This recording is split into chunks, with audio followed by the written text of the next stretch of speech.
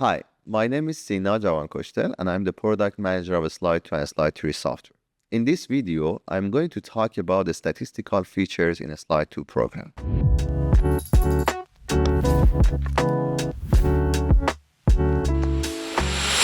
Slide2 is one of the most advanced programs in terms of having statistical features, starting from random variability of input parameters, the cross-correlation between input parameters, and also the advanced feature of spatial variability of soil properties. In this video, I'm going to show you an example that combines all these features. Let's look at the example. So to activate the statistical analysis, we go to Analysis Project Settings, and in the Statistics menu, we have a couple of options. If this spatial variability analysis is off, it means that we only do single random variable approach, which is just considering random variable parameters. We have different methods: Monte Carlo simulation, Latin hypercube simulation, and the advanced stochastic response surface method. Also, we have global minimum and overall slope analysis, which they have different methods. For global minimum, we assume that our critical steep surface from the deterministic analysis stays there and we do a probabilistic analysis. But for overall slope, for each realization, we find a new critical steep surface. So that's a difference. In this example, we have different material types. We have undrained material types, and they change with depth. Also, we have undrained constant, and for the clay fill, it's just a regular, more Coulomb material. So we want to define the red ones as statistical material parameters. So if we go to Statistics, Materials menu, here you can see that we have defined cohesion and its range as statistical parameters. Keep in mind, you can define the shear strength using the COV values as well. That's another way of defining the range for your distribution.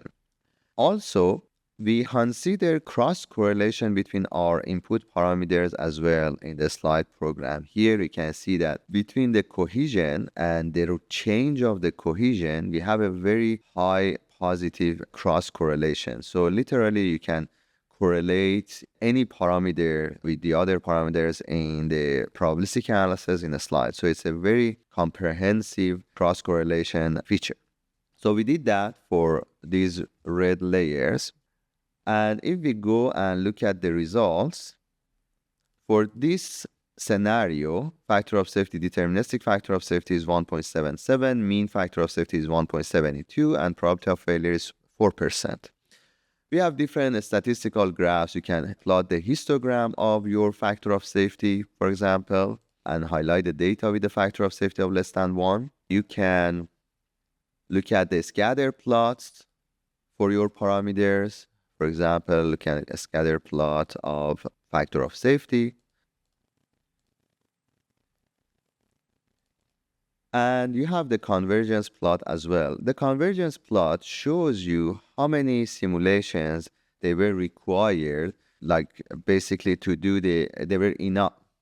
The convergence plot shows you how many simulations are enough to reach a constant value of the probability of failure. So here you can see that we use 100 samples. Around 100 would be enough for this example. So this is the results for the case without a spatial variability. But a slide has the advanced option of considering a spatial variability between parameters. So when you go to the statistical menu, you can see that we added one more parameter, which is a spatial correlation length for the clay. So you have tables that provide you numbers, recommended numbers for a spatial correlation length.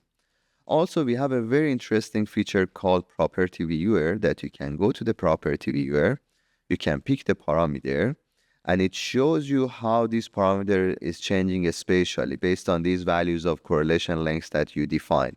And based on the number of realizations that you have, you can see that in each realization, we have different spatial field, which is very interesting. The bottom layer is just linearly increasing cohesion with depth. So that one is changing for each simulation as well. So if we do the spatial variability analysis and we look at the results, the mean factor of safety dropped, deterministic is constant, and probability of failure dropped to 0 as well, which is expected when you consider spatial variability. And the interesting part is property viewer as well. When you have a spatial variability and you go to the property viewer, you can actually see how your critical slip surfaces, they go through different regions. And this one is very interesting because you can see how your critical slip surface is following the blue region, which is the weak material. So it's very interesting, the combination of limit equilibrium method and a spatial variability analysis, which is called random limit equilibrium method, is considering the weakest failure paths in your model. Keep in mind, in this example, we had a spatial variability, and also we could keep the cross correlation as well. So you can define the correlation between parameters and have a spatial variability at the same time. So these can be combined as well. This concludes the episode of statistical features in the Slide2 software. If you have any questions or comments, please feel free to leave them in the comment sections below. Also, please don't forget to subscribe. Thank you.